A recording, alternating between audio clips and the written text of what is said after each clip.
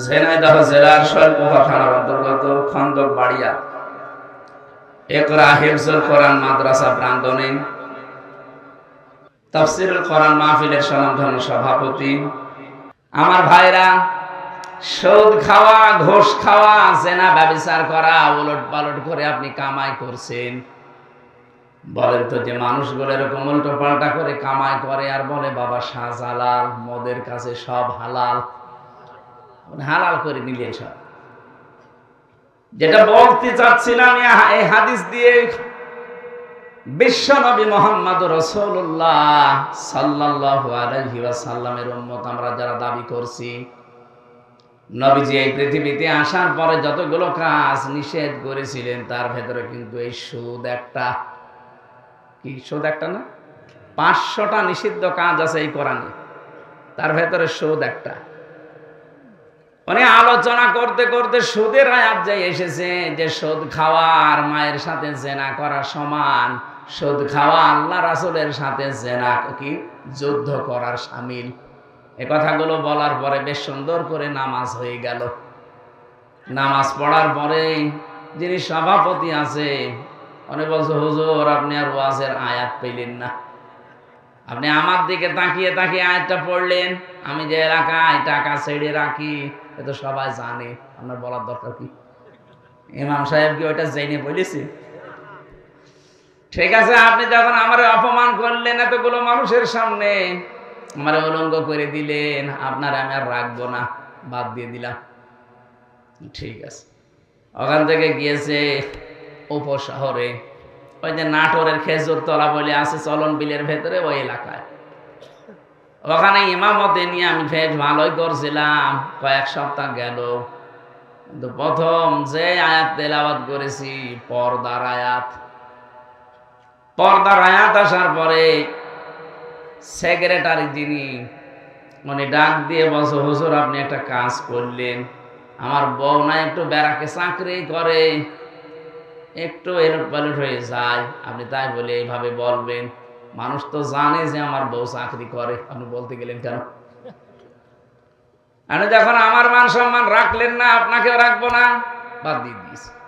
বলছে এখন আমি আর শহরে উপশহরে কোনো জায়গায় থাকবো না, এমন এক গ্রামে যাবো যারা আরবি বোঝে না। ওই চলন বিলের ভেতরে এক গ্রামে নামাজ পড়িয়েছে, ভালোই বয়ান করেছে, একেবারে সরসার দিয়ে কথা বলার পরে উনি জমান নামাজে তেলাওয়াত করেছে সূরা ইয়াসিন, কয়েকটা আয়াত, ইয়াসিনাল কোরআনিল হাকিম। তেলাওয়াত করার পরে নামাজ শেষ হয়ে সবাই বলছে, না ইমাম সাহেব ভালোই আছে, এর গলা খুব সুন্দর, কণ্ঠ ভালো, এইটাই লাগবে। কিন্তু ক্যাশিয়ারের মন খারাপ, ডাক দেয়া বলো, হুজুর আপনি কি সূরা পড়লেন? কেন? ইয়াসিন পড়েছি। আপনি একটা কাজ করলেন, এই মসজিদের সভাপতির নাম ইয়াসিন আর ওর বাপ মরে গেছে, তার নাম হাকিম। আপনি তো বললেন ইয়াসিন আল কোরআনিল হাকিম, আমি তো ক্যাশিয়ার, আপনাকে টাকা দেব, আমার নামে কোনো সূরা নেই, আমি আপনার নামে সূরা পাবো কোথায়? আপনার নাম তো বাবর মিয়া, বাবর মিয়া নামে কোনো সূরা আছে? আগামী সপ্তাহে আমি জানি না, আমার নামে যেভাবে হোক একটা আয়াত পড়া লাগবে, যদি আগামী সপ্তাহে না পড়েন আপনার আমি বাদ দিয়ে দেব। একটা সপ্তাহ ধরে চিন্তা করছে আমি বাবর মিয়ায় করে পাবো, ওরা কোরআন খুলে দেখে না বাবর মিয়া নামে কোনো সূরা নেই। তো বাবর মিয়া নামে তো সূরা পড়া লাগবে, একটা বানিয়েছে। জমান নামাজে প্রথম রাকাতে সূরা ফাতিহার পরে পড়িছে, ইয়া বাবর আনতা কালবন ওয়া আবুকা খিনজির ওয়া জাদ্দুকা হিমার ফাইন্নাহুম জাহিলুন। টান এমন দিয়া দিয়েছে মনে করছে কোরআনের আয়াতই হবে। নামাজ শেষ করার পর বলছে, হুজুর কি আয়াত বললেন যে সব জায়গায় শুধু আমারই নাম? আপনি একটু বাংলা বলেন তো আয়াতের। বাংলা বলা যাবে না, না বলেন। বাংলা হচ্ছে, হে বাবর নিশ্চয় তুই কুকুর, তোর বাবা শুকর, তোর দাদা গাধা, তোর 14 বংশ সব মূর্খ দল।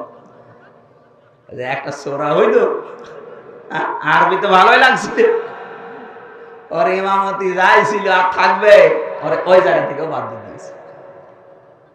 আমি যেটা বোঝানোর জন্য উদাহরণটা বললাম, আজ ভাবেন তো কোরআনে কারিমের আয়াত তেলাওয়াত করার পরে এত সুন্দর করে সরসার দিয়ে তাহেরি ভাই এবং এই সুন্নি নাম নিয়ে ভণ্ডরা এমন সুন্দর করে তেলাওয়াত করে টান দেয়, মানুষ বলে আল্লাহু আকবার, মনে হচ্ছে কোরআনের আয়াত এগুলো আছে, অথচ সবগুলো বানানো, একটা কথা ওই আয়াত ওইভাবে নেই।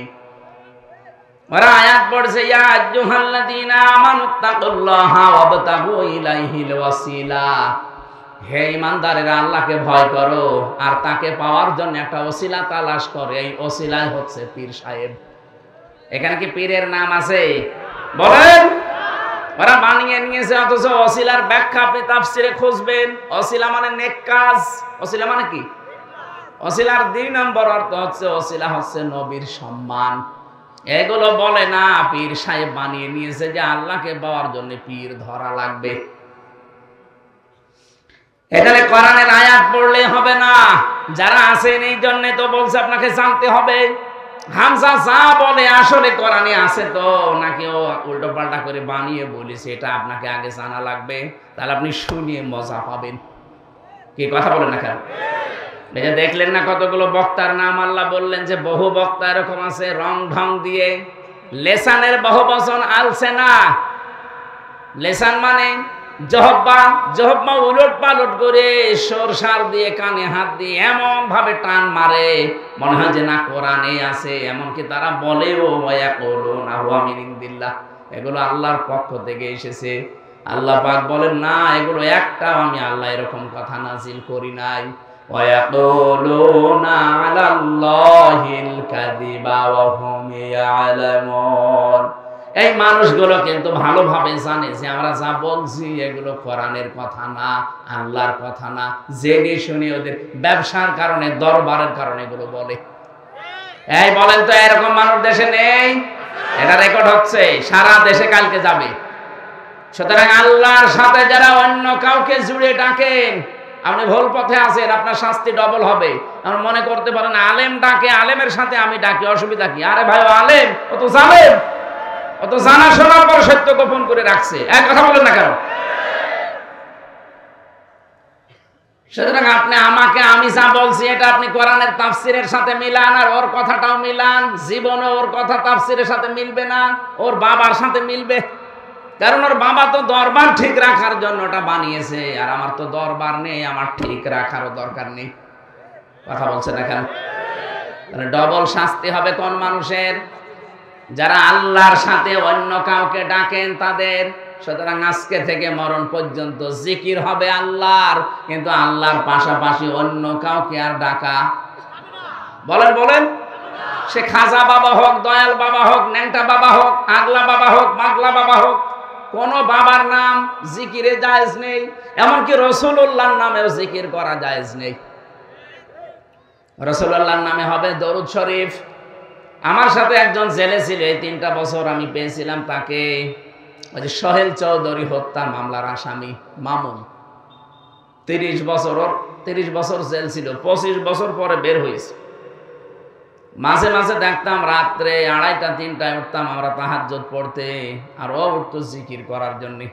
উঠে একেবারে জিকির আরম্ভ করেছে, তাও জাতের জিকির না, জিকির করছে ইয়া রাসূলুল্লাহ, ইয়া রাসূলুল্লাহ। কি গো? মাওলানা মামুনুল হক আর আমি ওনাকে ডাকলাম, ভাই কি করেন আপনি? জিকির করি। জিকির মানে ইয়া রাসূলুল্লাহ, ইয়া রাসূলুল্লাহ কিসের জিকির? বলছে রাসূলের ইশকে। রাসূলের ইশকে কোনো জিকির আছে? আরে ভাই জিকির হবে তো আল্লাহর নামে। কে শিখিয়েছে আপনাকে আন্দাজে জিকির? উনি ওই দিন বলেছিল মামুন সাহেব, হামজা সাহেব আমাকে শিখিয়ে দিয়েছে। একজন পাগড়িওয়ালা হুজুর এসেছিল জেলে, সবুজ পাগড়ি মাথায় দেয়, তার মানে মাছ ভান্ডারি। এই হুজুর এসেছিল জেলখানায় জমি জায়গার কেস নিয়ে, তার সাথে আমি ছিলাম, তার কাছে জিকির শিখেছি। ওই তখন থেকে আমি চালাচ্ছি ইয়া রাসূলুল্লাহ, ইয়া রাসূলুল্লাহ। বললাম সে নাই, বুঝে শুনে ভুল করেছে, আপনি হয়তো না জেনে ভুল করছেন, আপনাকে আর ভুল করতে দেব না। বলেন জিকির রাসূলুল্লাহর নামে হবে না, জিকির হবে শুধুমাত্র আল্লাহর নামে। দেখলাম তার পরের কয়েকদিন উনি পাল্টিয়ে গেছে, আর ওরকম করে না। এবার আমরা যে আয়াত পড়েছিলাম আয়াতের সাথে মিল আছে, ওইদিকে আমরা যাচ্ছি। রব্বুল আলামিন বলেন ইত্তাখাযু আহবারহুম ওয়া রুহবানাহুম আরবাবাম মিন দুনিল্লাহ আল মাসীহ ইবনে মারইয়াম। এখানে ইহুদি খ্রিস্টানদের কথা আল্লাহ রুকুতে জানিয়েছেন, সূরা তাওবার 31 নম্বর আয়াত। রব্বুল আলামিন বলেন বহু মানুষ এমন আছে এই পৃথিবীতে, তারা তাদের আহবার এবং রুহবান, তার মানে এখানে দুইটা কথা জানিয়েছেন। আহবার মানে ধর্মীয় পণ্ডিত যারা, আর রুহবান মানে যারা বৈরাগ্য, সংসার ধর্ম মানে নাই, যে পীর ফকির যারা দাবি করে, লালনের মাজারে যারা যায়, ওদের নাকি সংসার ধর্ম নেই, ওরা আল্লাহর রাস্তায় বেরিয়ে পড়েছে। ওটা আল্লাহর রাস্তা না, ওটা শয়তানের রাস্তা। দুনিয়ায় যত নবী রাসূল পাঠিয়েছে প্রত্যেকের সংসার ছিল না, খালি ঈসা নবীর বাদ দিয়ে। তিনি বৈরাগ্য না, তিনি দুনিয়ার সংসার ত্যাগী ছিলেন, তিনি সংসার ধর্ম করে যেতে পারেননি, কারণ তিনি এত ভক্ত হয়েছিলেন আল্লাহর আখিরাতের, যে একটা খাবারের জন্য, একটা পানি খাওয়ার জন্য একটা গ্লাস ছিল কাছে, কৌটা। উনি একবার লক্ষ্য করে দেখলেন সাগরের পাশ দিয়ে যাওয়ার সময়, যে সাগরের পাশ থেকে একজন পানি তুলে খাচ্ছে, নদী বা সাগর থেকে। সেই লোকটা জগও নেই, গ্লাসও নেই, তার কাছে কাপও নেই, হাতের আজলিতে পানি তুলে খাচ্ছে। ওর দিকে তাকিয়ে তাকে চিন্তা করলেন, আল্লাহ, এই লোকটা একটা গ্লাস দিয়ে পানি খাবে, সেই গ্লাসও ওর নেই, আর আমি একটা নবী, আমার গ্লাস থাকবে কোন কারণে? ও ছাতা আমার দরকার নেই, ফেলে দিলেন সাগরে। তা আপনি সেরকম হতে পারবেন? আপনি তো উল্টা পাল্টা কাজ করে বেড়ান, মহিলা নিয়ে গাঁজা খেয়ে আপনি চোখ মুখ লাল করে থাকে, আপনি কিসের ভয়? সূরা হাদীদের ভেতরে আল্লাহ রাব্বুল আলামিন, সূরা হাদীদের ভেতরে আছে, এটা আমি পেয়েছিলাম জেলখানায় থাকতে, আমি পড়ে পড়ে এটা বের করেছিলাম। সূরা হাদীদ থেকে শোনাচ্ছি, আগে একটু শিক্ষাটা দিয়ে দেই। রাব্বুল আলামিন বলেন وَجَعَلْنَا فِي قُلُوبِ الَّذِينَ اتَّبَعُوهُ رَأْفَةً وَرَحْمَةً وَرَهْبَانِيَّةً ابْتَدَعُوهَا مَا كَتَبْنَاهَا عَلَيْهِمْ إِلَّا ابْتِغَاءَ رِضْوَانِ اللَّهِ فَمَا رَعَوْهَا حَقَّ رِعَايَتِهَا। তার বাংলা সামারাইজ, বাংলা অর্থ হচ্ছে, তোমরা কি ওই রকমও হতে পারতে না যারা সংসার ধর্ম দুনিয়ার সব কিছু ত্যাগ করে দিয়ে আল্লাহর সন্তুষ্টির পথে নেমে পড়েছে? তোমরা তো তাদের মতো হতে পারোনি। যদিও আল্লাহ এটা উৎসাহ দেননি যে তাদের মতো হও, আল্লাহ আমাদেরকে জানাতে চেয়েছিলেন এটা, যে তোমরা যদি তাদের মতো হতে, তাও তো একটা কথা ছিল, তোমার চরিত্র ঠিক নেই, রাত হলে তোমার চরিত্র একরকম, দিনের বেলা আর একরকম মনে হয়। মানুষ অনেকে দেখে যে মনে হয় দুনিয়ার কোনো ধান্দাই নেই, অথচ তোমার যে গোনার পাল্লা কেউ না জানলে আমি আল্লাহ কিন্তু জানি। এই পীর ফকির যাদের নাম বলেন, অনেকে ভয় পান এদের দেখলে, মানে না এর ভেতরে মাল আছে, কিচ্ছু নেই, মাল যা আছে সব দেখা যায়। এই কথা বলছে না কেন?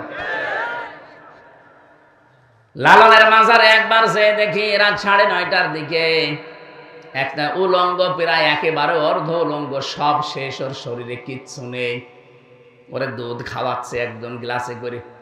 কি করেন? হুজুরে আল্লাহর ওলি, এর ভেতরে মাল আছে। মাল যা আছে সব তো দেখা যাচ্ছে, নতুন মাল দেখাও। এ মাল তো সবার আছে, এ মাল সবার নেই, ওই মালই দেখাচ্ছে, তো ও মাল হলো। ওদের চরিত্র ঠিক ওই রকম। সম্মানিত মা বোন যারা এসেছেন, কখনো এই শয়তানদের বিশ্বাস করবেন না। নবীজি আয়াত পড়ার পর একটা হাদিস বলছিলেন, তারা তাদের আহবার রহবান, তাদের ধর্মীয় গুরুদেরকে, তাদের ধর্মের আলেমদেরকে, বিশেষ করে ভণ্ড আলেমদের কথা এখানে আছে, আর যারা সংসার বৈরাগী, এই মানুষগুলোর কাছে তোমরা তো রব মেনে তাদেরকে চলো, তারা যে হুকুম দেয় সেইটাই তোমরা করো, অথবা ঈসা ইবনে মারিয়ামকে তোমরা রব বানিয়ে ফেলেছো। সাহাবীরা বললেন, হুজুর আপনি আয়াতটা যে শোনালেন, কই আমাদের জীবনে আমরা তো এরকম আলেমদেরকে, ধর্মীয় পণ্ডিতদেরকে, পীর সাহেবদেরকে, সংসার বৈরাগী যারা, তাদেরকে তোমরা রব মানি না। রব মানো না মানে তারা যদি কোনো কিছু বলে যে এটা করো, তোমরা কি করো না? বলে হ্যাঁ করি। তারা যদি নিষেধ করে এটা করো না, তোমরা কি ছেড়ে দাও না? বলে হ্যাঁ তো করি। তো এইটাই তো রব মানা। রব মানে কি? ওনার আদেশ মানা লাগবে, ওনার নির্দেশ নিষেধ ছেড়ে দেওয়া লাগবে। সুতরাং আপনি কোনো কিছু মানতে হলে আগে দেখবেন যে লোকটা নিষেধ করছে এর পেছনে আল্লাহ এবং রসুলের কোনো দলিল আছে কিনা। যারা দরবারে গেলে বলে যে এমন বাবার মুরিদ আমি, নামাজ কালাম লাগে না, এটাকে আল্লাহ রাসূলের সাথে যায়? আরো জোরে বলেন। আরে ভাই, শৈলকুপা থানার বহু জায়গায় এগুলো চলছে। এই কারণে আমি বলছি, মনে করছেন হুজুর কিছু জানে না? বহু জায়গায় এরকম ভণ্ডামি চলছে। রব্বুল আলামিন বলেন, ওমা উমিরু ইল্লা লিয়াবুদু ইলাহা ওয়াহিদা। এই পৃথিবীতে তোমাদেরকে আদেশই দেওয়া হয়েছে যে ইবাদত যদি করতে চাও, কার করবা? ইলাহা ওয়াহিদা, একজন ইলাহ, লা ইলাহা ইল্লাহু, তিনি ছাড়া কোনো ইলাহ নেই। ইলাহ মানে কি? ইলাহর চারটা অর্থ আছে। এক নাম্বার, ইলাহ মানে মাবুদ। মাবুদ মানে ইবাদত পাওয়ার যোগ্য। ইবাদত পাওয়ার যোগ্যতা শুধুমাত্র আল্লাহর আছে, আর কারো নেই। এইজন্য ইবাদতের ক্ষেত্র যখন আসবে, ভাই এবং বোনেরা, এদিকে তাকান, ভাই এবং বোনেরা সবাইকে বলছি, ইবাদতের ক্ষেত্রটা যখন আসবে, দুনিয়ায় কারো কথা আর মানা যাবে না। কারণ ইবাদত সব লিমিট করা আছে। কেউ যদি বলে এই যে জোহরের নামাজ 4 রাকাত, একটু আর একটু বেশি করে 5 রাকাত পড়েন, পারবেন? বলেন বলেন। কারণ ইবাদতটা লিমিট করা আছে। নামাজ পড়াও যেমন ইবাদত, নামাজ ছেড়ে দেওয়াও কি? নামাজ ছেড়ে দিয়ে ইবাদত না? যখন মাথার উপরে সূর্য থাকে, যখন সূর্য ওঠে, যখন ডোবে, এই 3 সময় নামাজ না পড়ায় ইবাদত। তাহলে ইবাদতটা বুঝতে হবে। ইবাদত হচ্ছে আল্লাহর হুকুম যেটা আসবে মেনে নেওয়া, যেটা আসবে নিষেধ ওটা ছেড়ে দেওয়া। ওটা যদি আপনার ভালো নাও লাগে তাও মানা লাগবে। কথা বলেন না কেন? তাহলে এখান থেকে আমরা শিক্ষা পেলাম কি? যেহেতু আল্লাহ এক, ইলাহা ওয়াহিদা, একজন ইলাহ। ইলাহ শব্দের প্রথম অর্থ বললাম মাবুদ, আর মাবুদের বাংলা অর্থ হচ্ছে ইবাদত পাওয়ার যোগ্য। ইবাদত পেতে হলে আল্লাহ বাদে কোনো সত্তা নেই, পৃথিবীতে কেউ নেই যে তার ইবাদত করা যাবে। ইবাদতের বাংলা অর্থ কি বলেছি বোঝা গেছে? যে আল্লাহর নিষেধ, আল্লাহর আদেশ, এই দুইটা মেনে চলার নাম ইবাদত। সুবহানাহু আম্মা ইউশরিকুন, আল্লাহ পবিত্র, তার সাথে কাউকে শিরিক করবা না। পীর ফকির দিয়ে, ধর্ম ব্যবসায়ী দিয়ে, আজ হাজারো সন্ন্যাসী দিয়ে এগুলো ইসলামকে ধ্বংস করার জন্য অনেক কাফের মুশরিক, বিশেষ করে খ্রিস্টান আর ইহুদিরা এদেরকে লাগিয়ে দিয়েছে। এই 15.5 বছরের দিকে তাকান, এই শিরিককারী, বেদাতকারী, কুফরিকারী, সর্বনেই সুন্নি নাম নিয়ে এই আলেমগুলোর কোনো সমস্যা ছিল না দেশে। তাদেরকে বাতিলরা আরো টাকা পয়সা দিয়ে ওরস শরীফ করিয়েছে, নওরোজ শরীফ করিয়েছে, ইসালে সাবাব করিয়েছে। ওই আলেমের মতো আর একজন আলেম যারা কোরআনের তাফসীর করে, সেগুলো 144 ধারা জারি করেছে। তার মানে ওদেরকে চালাচ্ছে অবশ্যই বাতিল এবং জালেমরা। তাদের টার্গেট এই যে তারা আল্লাহর পথ থেকে মানুষকে দূরে সরিয়ে রাখবে। আল্লাহ পাক বলেন, ইউরিদুনা, তারা চায়, আইয়াতফিউ নূরাল্লাহি বিআফওয়াহিহিম, ওরা মনে করেছিল যে যেভাবে সেভাবে হোক আল্লাহর এই নূর, এই কোরআন, এই ইসলাম আস্তে করে দুনিয়া থেকে লিভে যাবে। ওয়ায়াবাল্লাহু ইল্লা আইয়ুতিম্মা নূরা, কিন্তু না, আমি আল্লাহ, আমার একটা সিদ্ধান্ত আছে যে আমার নূর, আমার ইসলাম আমি দুনিয়ায় জ্বালাবই। ওয়ালাউ কারিহাল কাফিরুন, যদিও কাফেরদের কাছে এটা মন খারাপ হবে। আমার মনে হচ্ছে আয়াতটা বাংলাদেশে 100 ভাগ মিলে গেছে। জালেমরা তো চেষ্টা চালিয়েছে, অনেক ভণ্ড পীরকে, ধর্ম ব্যবসায়ীকে, অনেক মাজার আলাকে এই কাজে লাগিয়ে দিয়েছিল সুন্নির নাম নিয়ে। নিজেরা করছে একদিকে, এদেরকে ইসলামের একটা লেবাস পরিয়ে, মুখোশ পরিয়ে লাগিয়েছে। এরা নতুন নতুন ইসলাম বের করতো, এদের কোনো সমস্যা ছিল না। আরো বাতিলরা এদেরকে টাকা পয়সা দিয়ে অর্থনৈতিক সাপোর্ট করতো। বলেন তো ইসালে সাওয়াবে বাধা হয়েছে বাংলাদেশে আপনি পেয়েছেন? বলেন না কেন? অরস শরীফে বাধা হয়েছে কেন?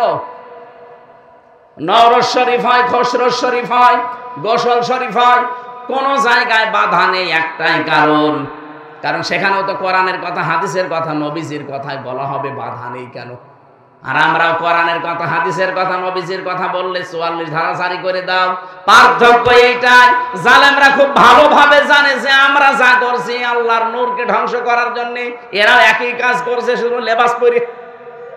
এই বলেন, কিন্তু হামজা যেটা করছে, আল্লামা সাইদি যেটা করছে, এটা যদি জনগণ জেনে ফেলে, তাহলে আমরা যে অবৈধ সিয়ারে আছি, এ সিয়ার থাকবে না। কারণ তাফসির মানে খুলে ফেলা। তাফসির মানে কি? একটা আবরণ দিয়ে ঢাকা আছে, আবরণটা তুলে ফেললে আপনি দেখতে পারবেন যে কি আছে ভেতরে। তাফসির যারাই করে তারা সমাজ, পরিবার, রাষ্ট্রের বিভিন্ন অসঙ্গতিগুলো তুলে ধরে যে এটা ইসলাম না, এটা ইসলামের নামে বানানো, এটা জুলুম, এটা কুফরি, এটা শিরিক, এটা বেদাত। তখন ওই মানুষগুলো যারা নিজেরা এগুলো তৈরি করে ব্যবসা করে খায়, ওই মানুষগুলো চিন্তা করবে জনগণ তো জেনে ফেলবে যে আমি কয় নাম্বার। তখন ওরা বাধা দেয় যে এখানে রাজনীতি হবে, এটা বন্ধ করে দাও। গত বছর ঠিক এই কায়দায় বন্ধ করে দিয়েছে। এইটা এই কথা বলছে না কেন? আমি আসার পর আমাকে ঘর দিয়ে দিল, বলতে দিল না। অথচ ওই জায়গায় আমার মনে হয় যদি কোনো দরবল আলা, মাসার আলা, কোনো সুন্নি তাহেরি ভাই আসতো, বাধা না বলতো, বলেন ওই এসে নাচানাচি আরম্ভ করতো। কথা বলুন। এই জন্য যত ষড়যন্ত্র করেছে জালেমেরা, কাফেরেরা, মুশরিকেরা, ধর্ম ব্যবসায়ীরা, মুখোশধারীরা জীবনও সফল হতে পারবেন না। ওয়ায়াবাল্লাহু ইল্লা আইয়ুতিম্মা নূরা, আল্লাহ বলেন আমার নূর আমি জ্বালাবই, এটা আমার সিদ্ধান্ত। আল্লাহ যদি কোনো সিদ্ধান্ত নেয় বাস্তবায়ন হবে না।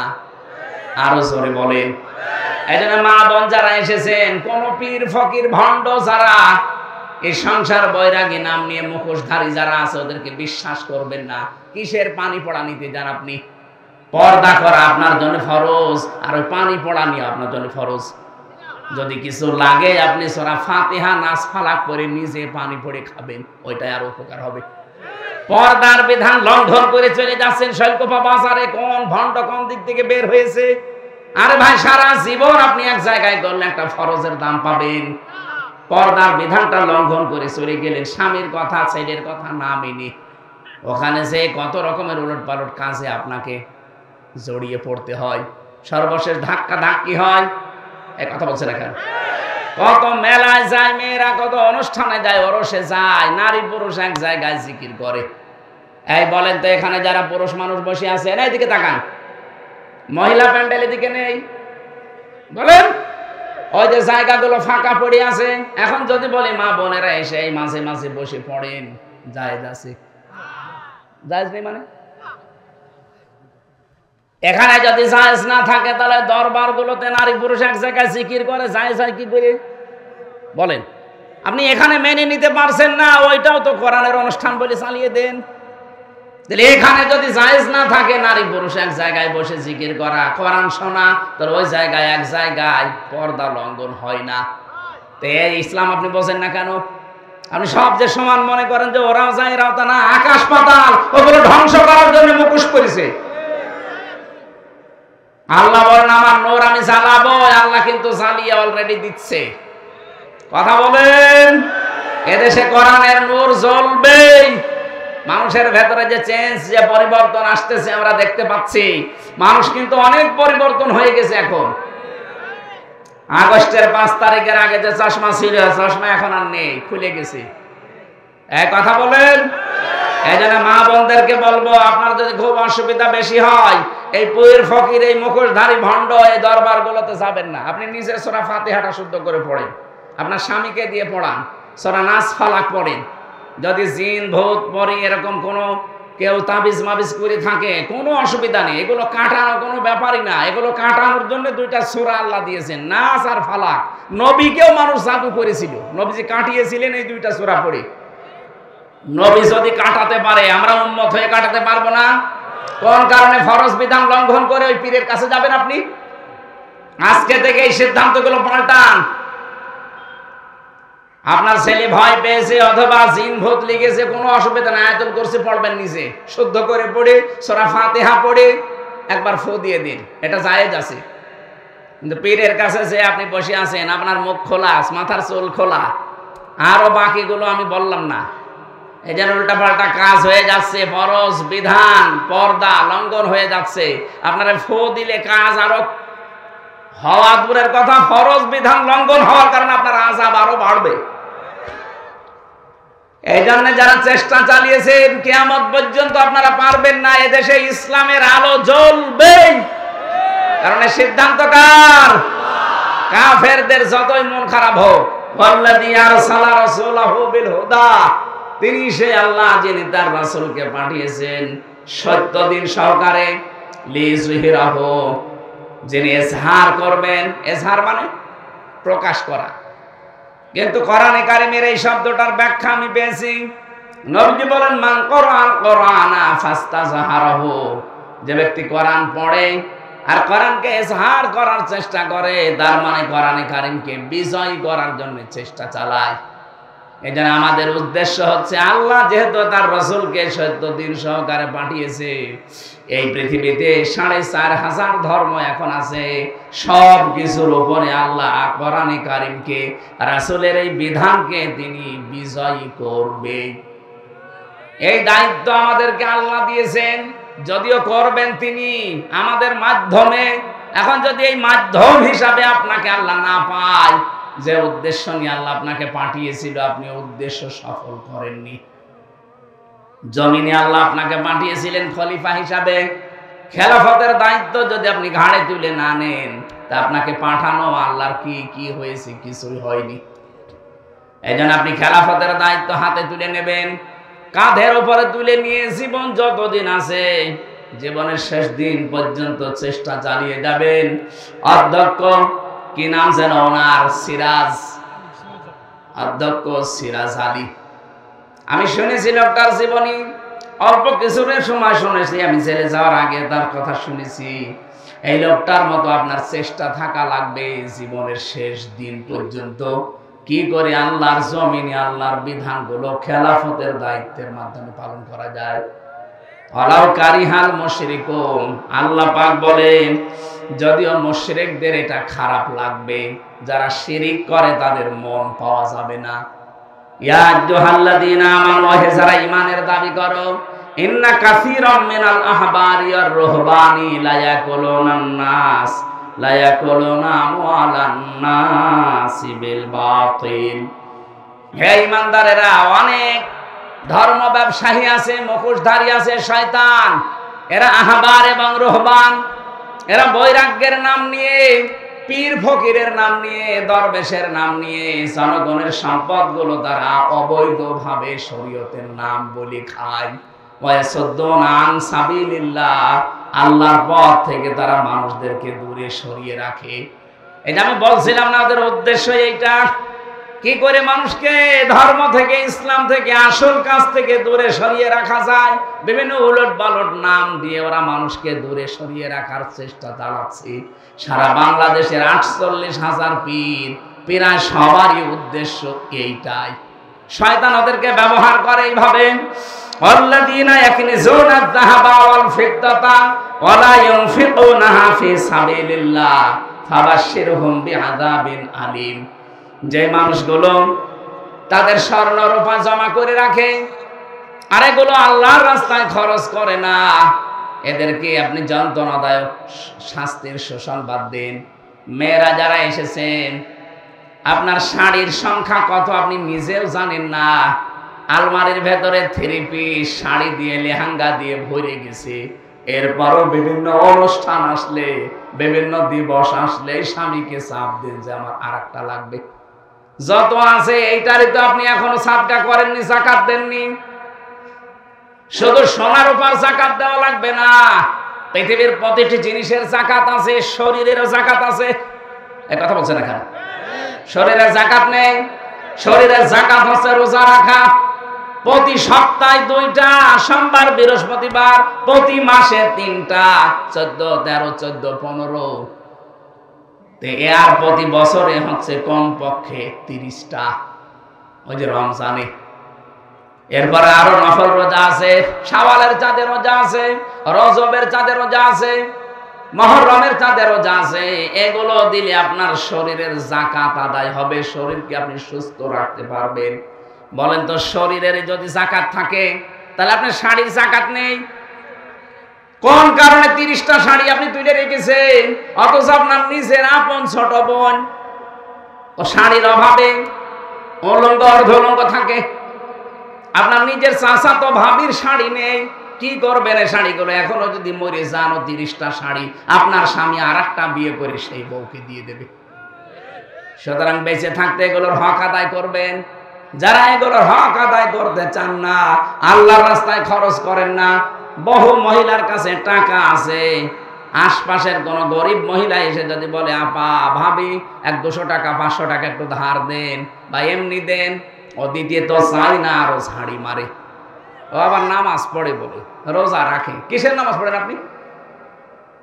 একজন মানুষকে যদি কেউ ধার দেয় তার ডবল সওয়াব হয়, যদি দান করে তার একটা সওয়াব হয়। ধার দিলে ওই মানুষটার উপকার হলো এক, আর আপনি তাকে সাহায্য করলেন। সুতরাং আমরা যদি সামর্থ্য থাকে দান করে দিয়েন, আর যদি দান করতে নাও পারেন অন্তত তার বিপদ উদ্ধার করার জন্য ধার দিয়েন। কত মহিলার কাছে ধনী যারা এলাকায়, তাদের কাছে গরিব এলাকার মানুষেরা আসে, এরকম আসে না? যারা এগুলো খরচ করতে চান না, আল্লাহর রাস্তায় খরচ করা থেকে আপনি বিরত থাকেন। আল্লাহ রাব্বুল আলামিন বলেন, ইয়াউমা ইউহমা আলাইহা ফি নারি জাহান্নামা ফাতুকওয়া বিহা জিবাহুহুম ওয়া জুনুবুহুম ওয়া যুহুরুহুম হাযা মা কানাসতুম লিআনফুসিকুম ফাদুকু মা কুনতুম তাকনিজুন। যারা তাদের সম্পদের যাকাত দেননি, 7.5 ভরি সোনার উপরে হয়ে গেছে, যাকাত দেননি, 52 ভরি রূপার উপরে হয়ে গেছে, যাকাত দেননি। প্রশ্ন আসতে পারে, আমার 7.5 ভরি না, আমার 7 ভরি হয়েছে, হাফ ভরি হলে যাকাত দেওয়া লাগবে, এই জন্য আমার কিনি না। এরকম চালাক মানুষ নেই?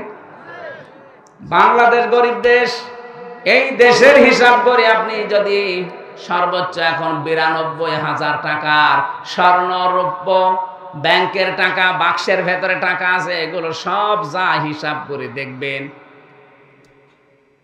যদি 1 বছরের সম্পদগুলোর উপরে পার হয়ে যায় 92,000 টাকার মালামাল সব মিলে যদি হয়ে যায়, আপনাকে 100 টাকায় 2.5 টাকা যাকাত দেওয়া লাগবে। যদি কেউ যাকাত না দেন, আপনার নামাজ হবে না। কারণ যেখানে নামাজের কথা সেখানে যাকাতের কথা। অনেক মনে মনে ভাবছে যে ঠিক আছে, নামাজ যদি না হয় তা নামাজও পড়বো না। সেদিন কোন জায়গায় যেন এক মাসলা বলেছিলাম যে ফাসাল্লি রাব্বিকা ওয়ানহার, যে নামাজ পড়ো, কোরবানি করো। নামাজ পড়ে না, কোরবানি করে, ওর কোরবানি হবে না। ও বলছে ঠিক আছে, নামাজও পড়বো না। নামাজ তো পড়ি না, ঠিক আছে, কোরবানি যদি না হয় ও কোরবানিও দেব না, দরকার হয় টাকা আমি আরো জমা করব। আপনারা এরকম আর ভুল বুঝেন না। যেখানে নামাজের কথা সেখানে যাকাতের কথা আল্লাহ দিয়েছেন, এই জন্যে এই পরিবেশটা তো ঠিক রাখা লাগবে। যারা যাকাতের সম্পদগুলো না দিয়ে নিজের কাছে কক্ষিগতভাবে রেখে দেন, আপনার শত্রু দিনের পর দিন বাড়তে থাকবে। আর কিয়ামতের ময়দানে এই মালগুলো আমার আল্লাহ আগুনে জ্বালাবে, জাহান্নামের আগুন দিয়ে। এরকম বড় বড় শিক গরম করে কপালের উপরে, বুকের উপরে, পিঠের উপরে লাগাবে আর বলবে, এইটাই তোমার সেই মাল, এখন কেমন লাগে, মজা চাকো। এই বিপদ আসার আগে আমরা যেন পরিবর্তন হই আয়াতগুলো থেকে। আল্লাহ তাওফিক দেন, আমিন, আল্লাহুম্মা আমিন। লা হাওলা ওয়ালা কুওয়াতা ইল্লা বিল্লাহিল আলিয়্যিল আযীম। আল্লাহুম্মা ইগফিরলি ওয়ারহামনি ওয়াহদিনি ওয়াফিনি ওয়ারযুকনি ইয়া রাব্বাল আলামিন। তাফসীরুল কোরআন মাহফিল খন্দক বাড়িয়া শালকোফা ঝিনাইদহ দিনের বেলা কোরআনে কারীম থেকে কিছু সঠিক কথা আমরা শোনার চেষ্টা করেছি। আল্লাহ তুমি এগুলো আমাদের জীবনে মেনে চলার তৌফিক দাও। এ মাহফিলের আয়োজন করতে গিয়ে তোমার যে বান্দারা শ্রম দিয়েছে, বিশেষ করে এ প্রতিষ্ঠানের প্রতিষ্ঠাতা মরহুম অধ্যক্ষ সিরাজ আলী, আল্লাহ তার কবরটা জান্নাতুল ফেরদাউস বানিয়ে দাও।